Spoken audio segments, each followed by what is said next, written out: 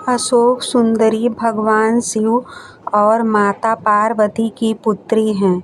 पद्म पुराण के अनुसार माता पार्वती अपने अकेलेपन को दूर करने के लिए कल्पवृक्ष से एक सुंदर कन्या की कामना करती हैं, जिससे अशोक सुंदरी का जन्म होता है। अशोक सुंदरी के जन्म की कथा इस प्रकार है।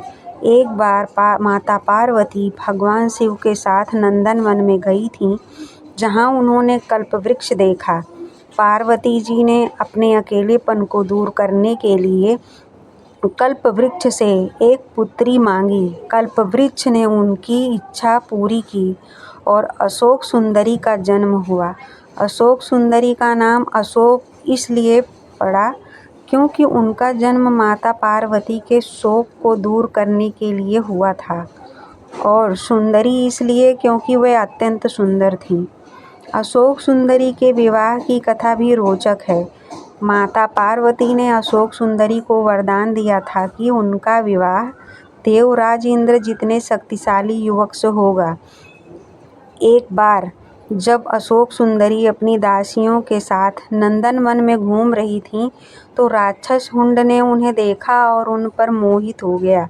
हुंड ने अशोक सुंदरी से विवाह का प्रस्ताव रखा, लेकिन अशोक सुंदरी ने उसे अपने विवाह के बारे में बताया कि उसका विवाह नहुक से होगा। क्रोधित होकर हुंड ने नहुक को मारने की धमकी दी।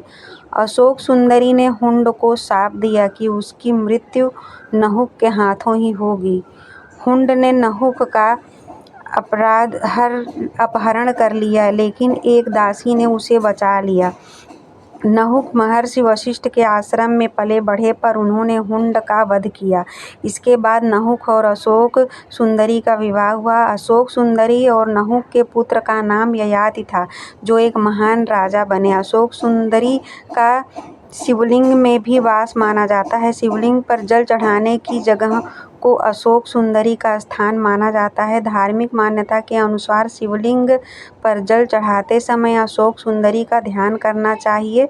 ऐसा माना जाता है कि इससे धन और समृद्धि की प्राप्ति होती है।